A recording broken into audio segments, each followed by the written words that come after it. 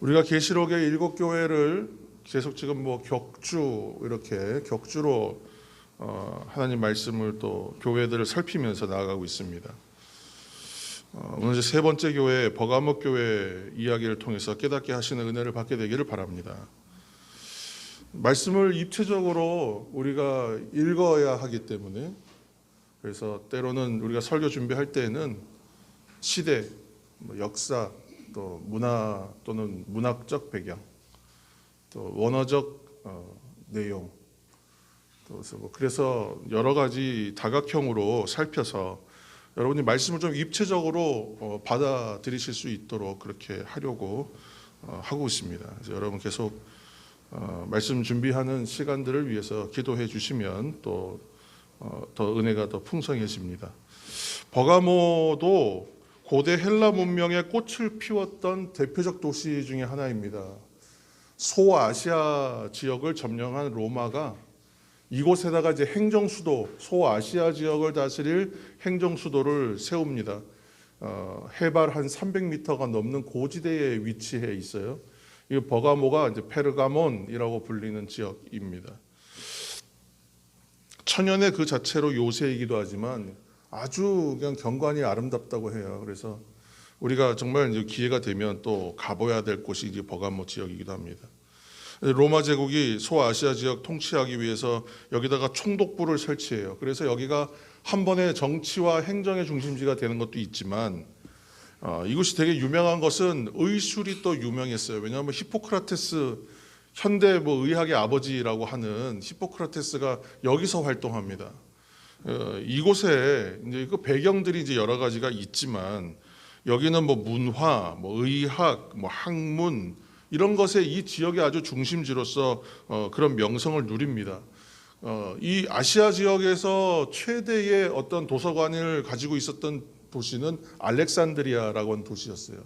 거기서는 장서만 한 50만 권 가지고 있는 알렉산드리아 도서관이 있어서 이거는 역사적으로 유명한 곳입니다만 거기에 버금간다.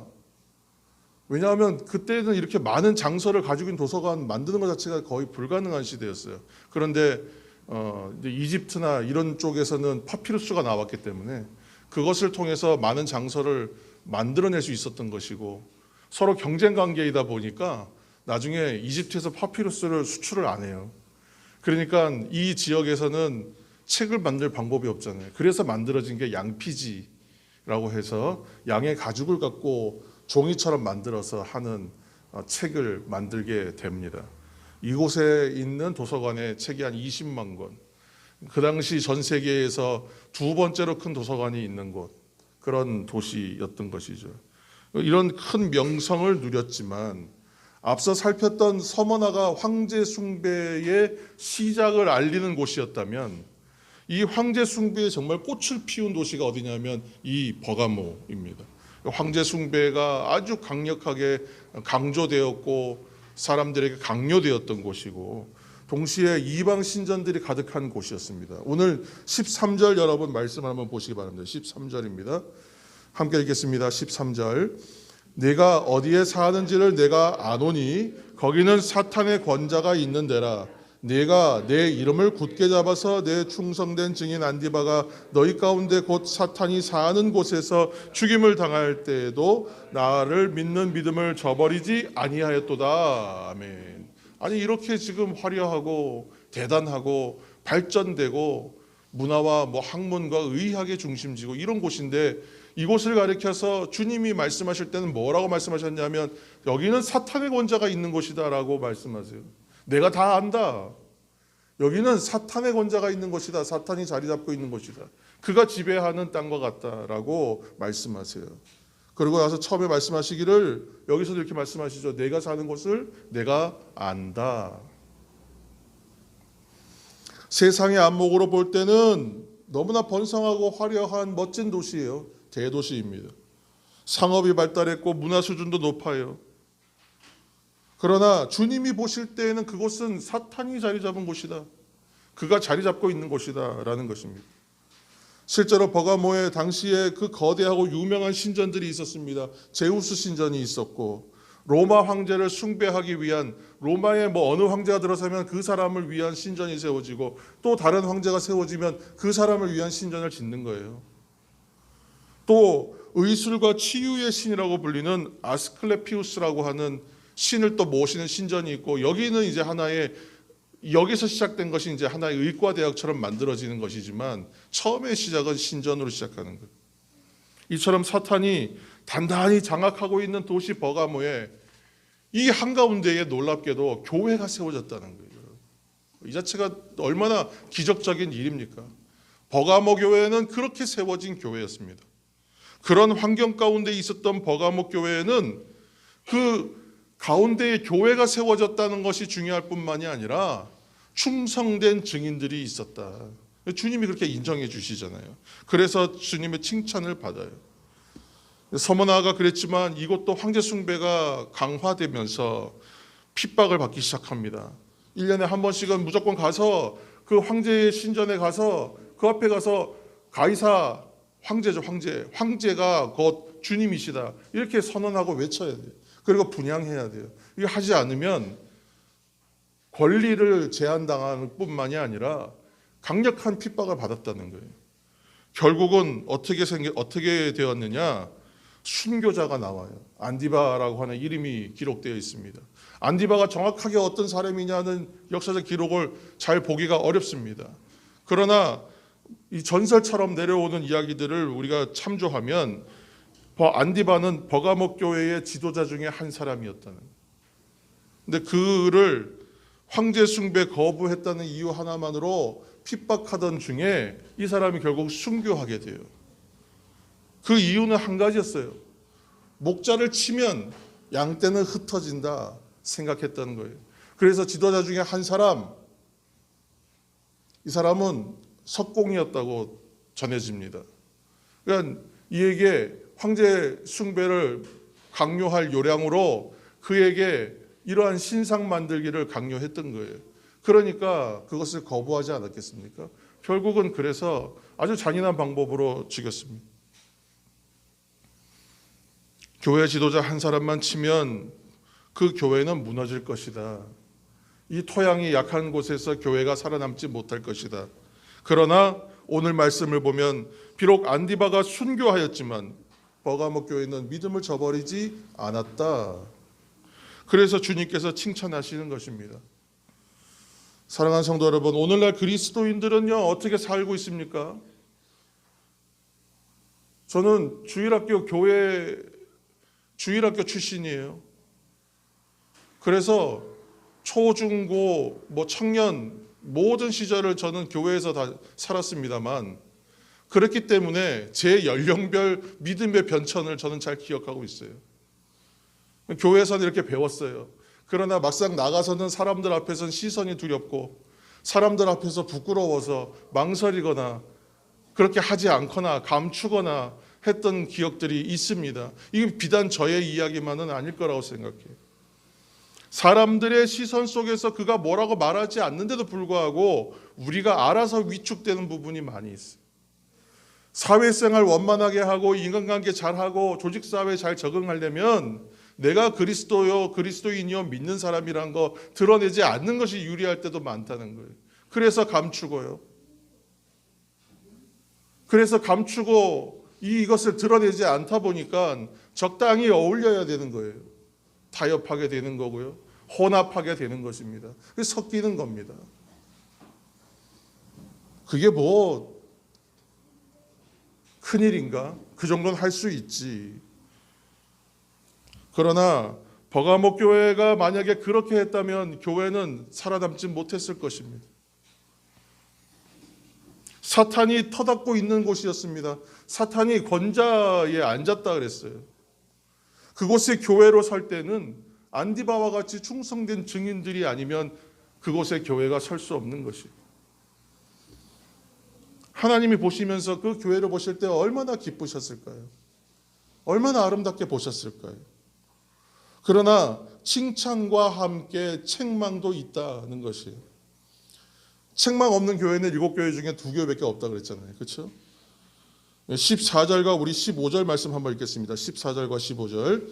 14절 그러나 내게 두어 가지 책망할 것이 있나니 거기 내게 발람의 교훈을 지키는 자들이 있도다.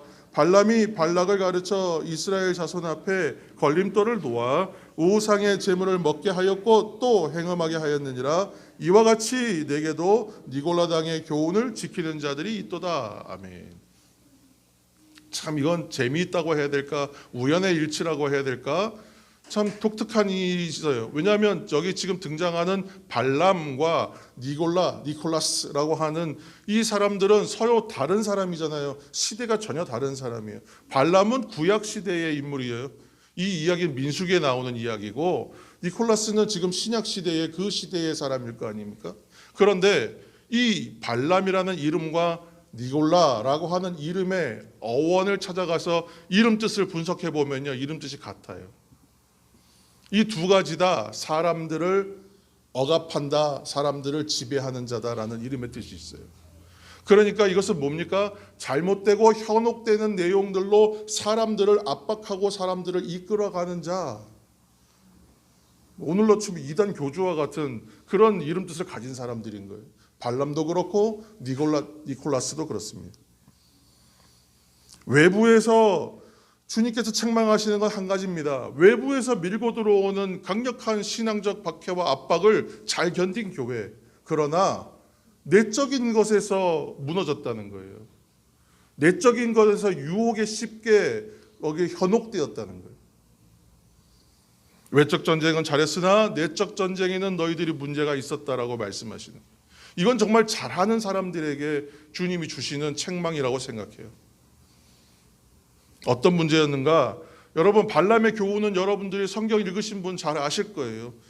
구약 시대에 발람의 이야기가 민수기에 나옵니다.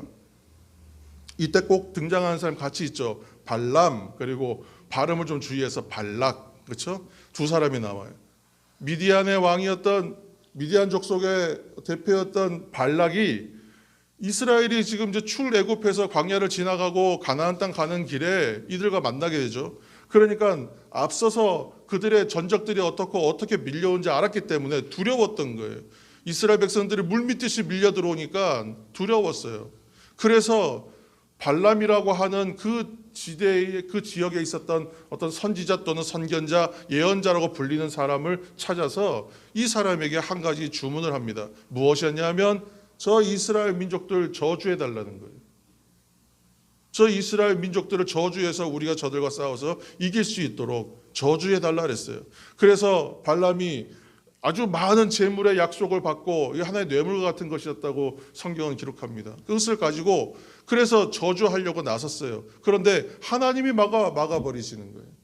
하나님이 막으시니까 저주하려고 갔다가 축복하고 저주하려고 갔다가 축복하고 이렇게 하기를 4번 반복합니다.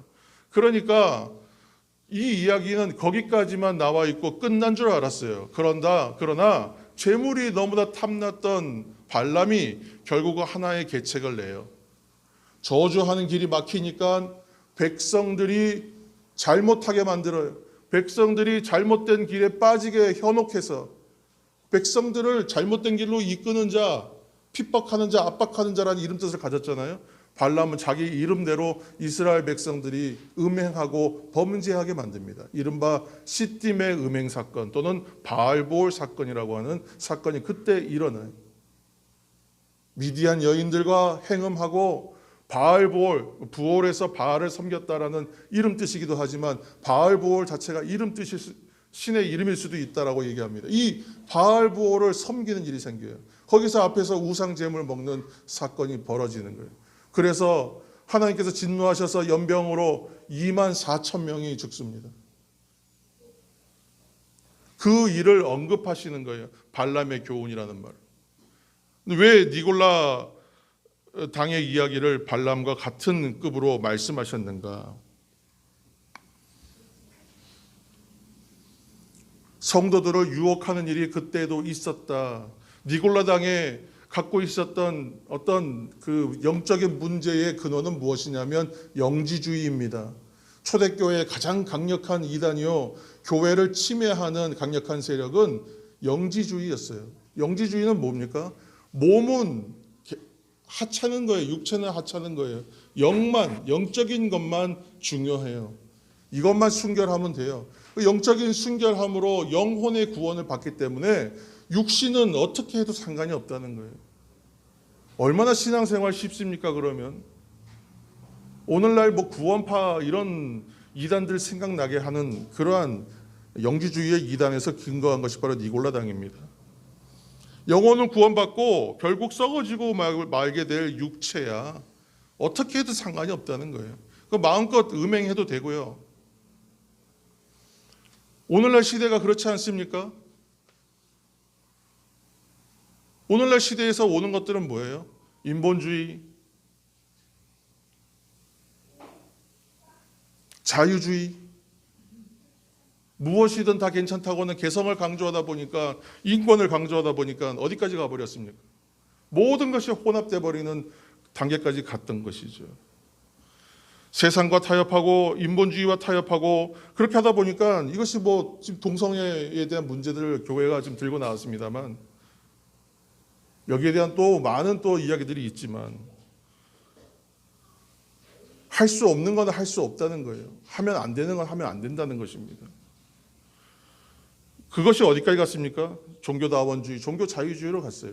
신학교에서 막으려고 엄청 애쓰고 있어요. 그러나 어렵습니다. 이미 그런 생각들이 팽배하고 또 인권과 개성이 존중되는 시대에 이것을 가르치고 강요한다고 쉽게 바뀌겠어요? 은혜를 받아야 되는 것이죠. 무엇이 분명한지를 알아야 되는 것이죠. 하나님의 말씀에 어긋나는 일들을 허용하고 타협하기 시작하면 기준은 무너지는 거예요. 근데 이 말씀 해석 자체를 자신들의 본의대로 해버리면 무엇을 기준으로 삼겠습니까? 그러니까 말씀에 혼잡함이 없어야 되겠죠. 지금 저는 이 시대의 성도들의 사명은 말씀을 잘 깨닫는 것이고, 말씀을 잘 읽는 것이고, 그리고 어떻게든지 말씀대로 살아내는 것이 이 시대의 사명이라고 생각합니다. 말씀대로 사는 한 사람만 온전히 서 있어도 그 사람이 그 가정의, 교회의, 사회의 기준이 될 수가 있습니다. 이러한 말씀을 깨닫고 말씀대로 살아낼 사명이 있다는 것을 기억하시기를 축원합니다. 우리 16절 말씀 함께 읽습니다. 16절 말씀.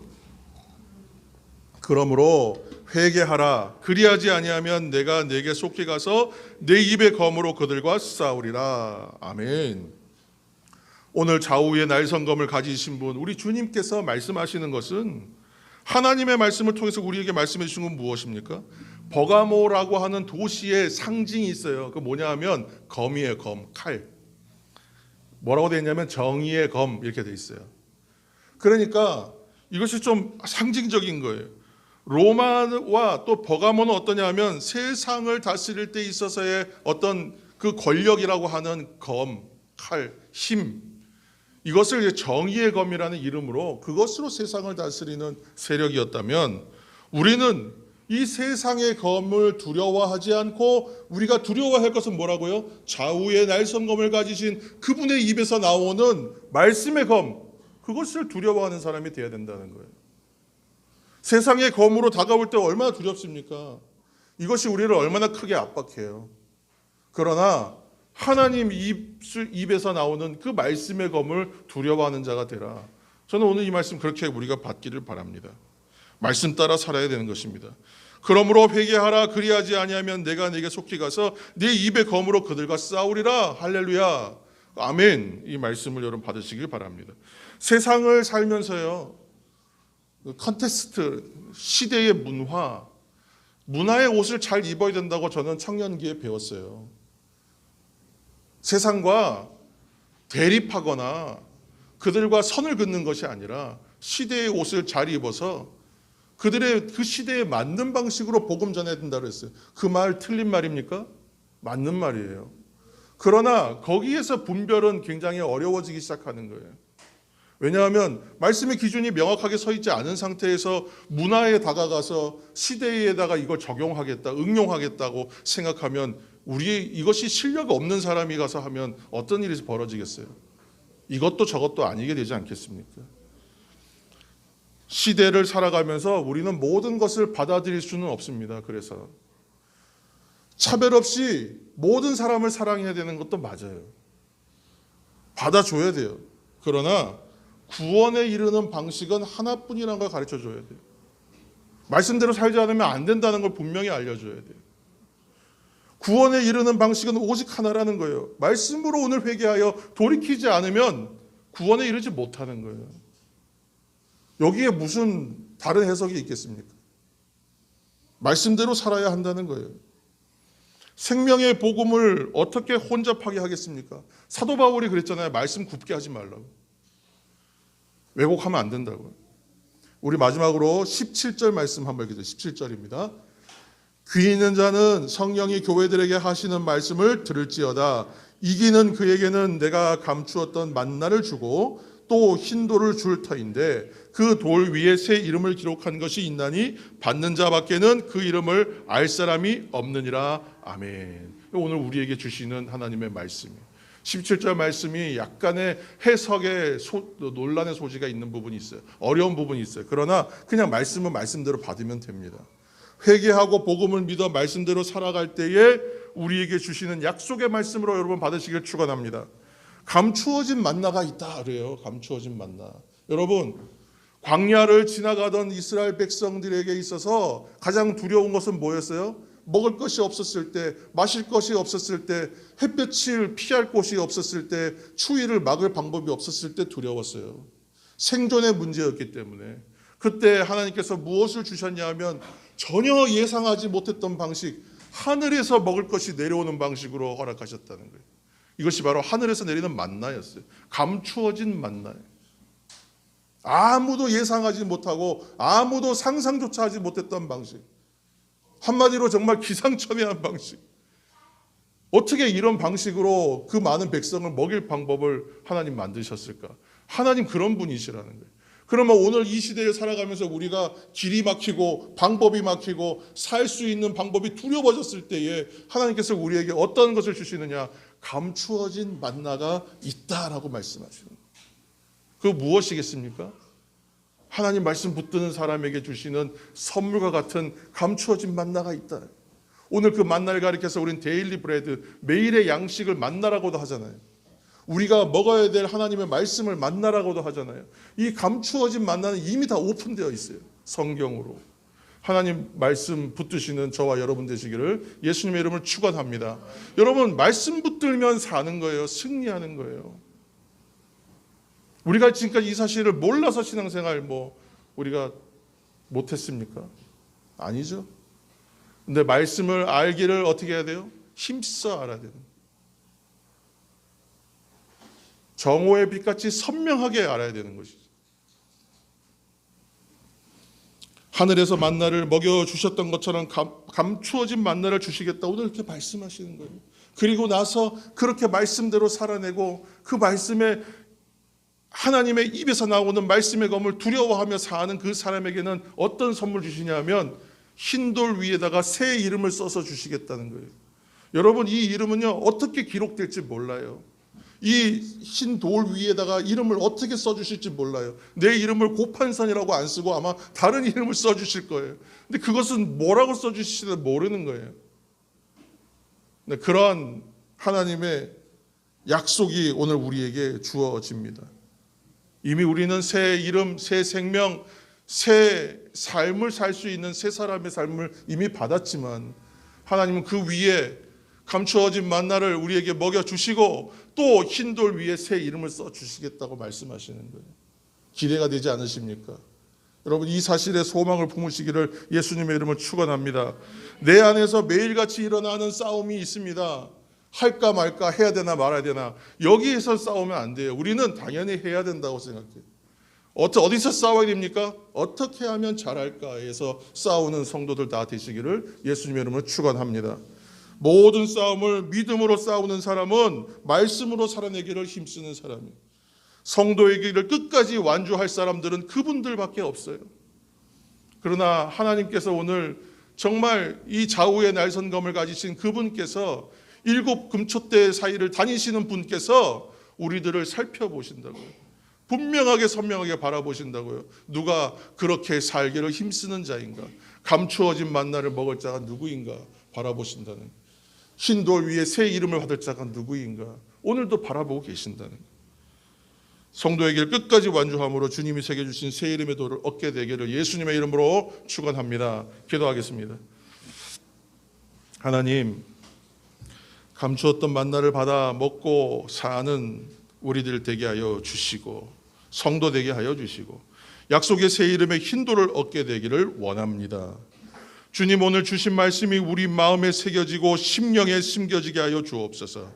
이 시대에 타협하지 않고 신실한 주의 약속을 따라 제자로 살게 하여 주시고 외적인 시험도 이기지만 내적인 유혹도 잘 물리칠 수 있도록 우리의 힘으로는 할 수 없사오니 성령님 도와주옵소서. 예수님의 이름으로 기도합니다. 아멘.